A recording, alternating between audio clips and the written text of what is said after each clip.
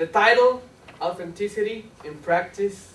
So please help me welcome Jennifer Sequeira with her title, Authenticity in Practice.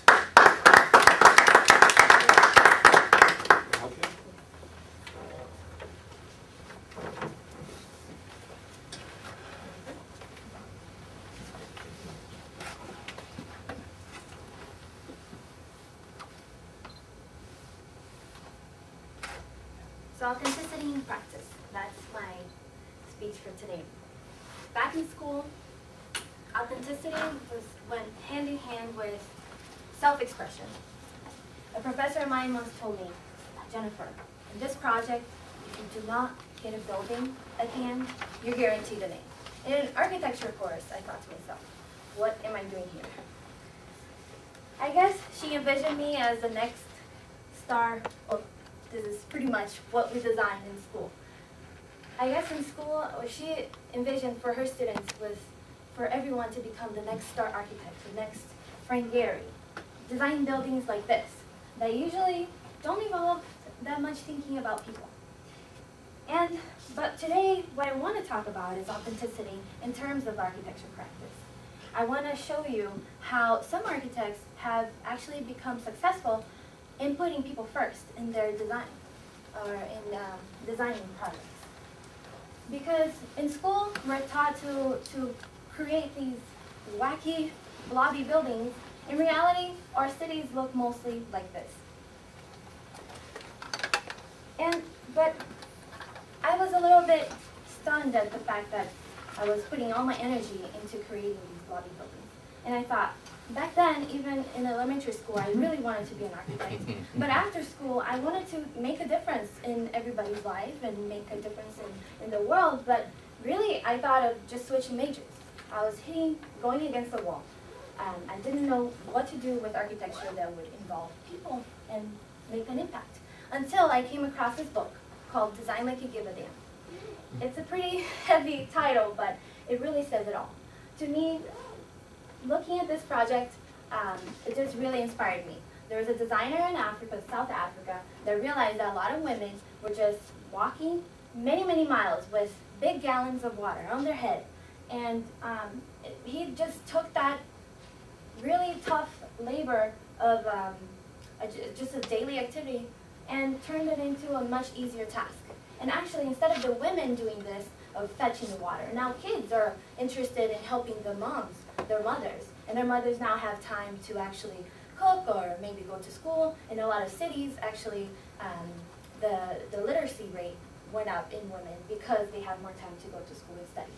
And now, another inspiring project was in, this is Dhaka in Bangladesh. The Architecture for Humanity, well, let me go back. The Design Like You Give a Damn was put together by Architecture for Humanity. And there are chapters all over the world. The Bangladeshi chapter realized that there are a lot of people that live in between buildings. These are alleyways that are considered urban gray spaces. And they are 18 inches. Imagine 18 inches, like this size. They actually live in that space. So they decided to apply a little bit of creative thinking and design concepts to formalize that space. And they live and have storefronts. And now here, this is a community center. A lot of times we think about aid as in mass production.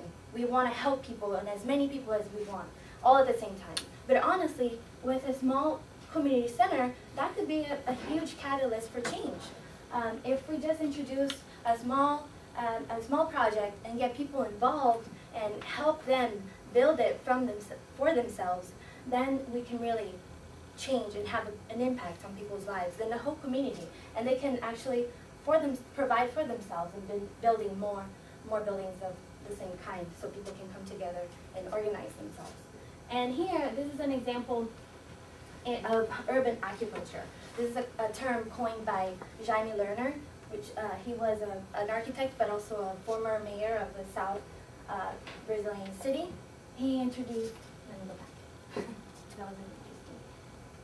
He introduced just small projects throughout the city, and really Curitiba now is an example of a sustainable city.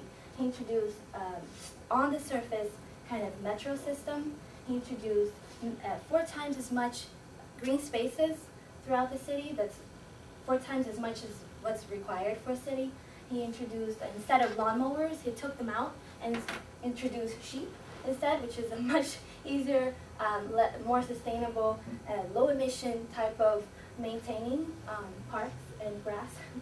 And he introduced also walkable streets, and also a green exchange program where people from the slums are now actually cleaning up their villages by bringing recyclables to these centers, and in exchange they get food. So it's just small things like this just really put that city on the map. And this is an artist's interpretation of what urban acupuncture is.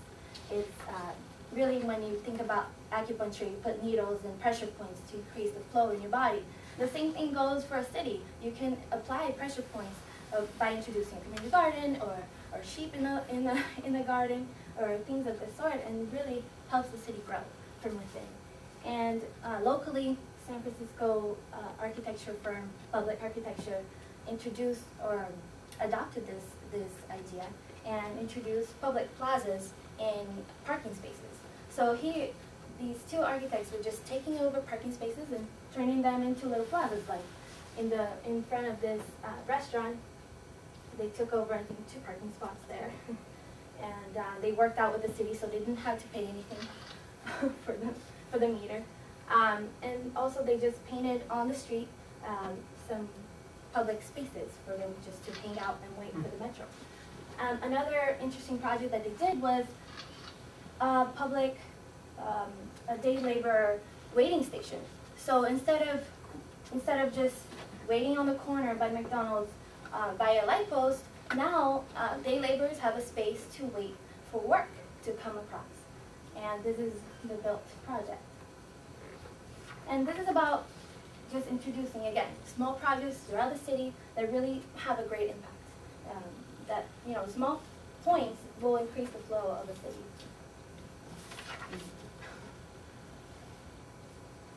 And I'm running out of time. So this is basically another architect in San Diego. He realized that at the border of San Diego and Tijuana, there was a massive flow of waste coming from the north to the south, from San Diego to Tijuana.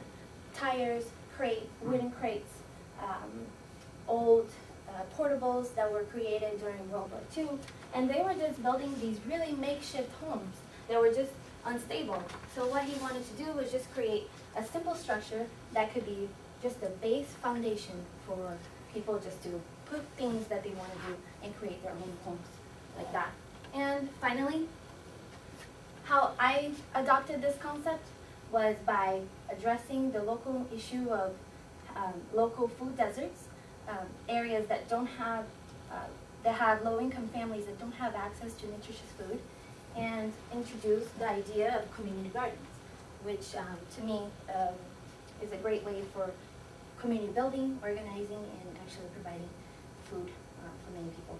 But what I urge you to do, I know you don't have to become an architect to do anything, but what I realized was in my field, I found a way to have an impact. I think everyone can do the same.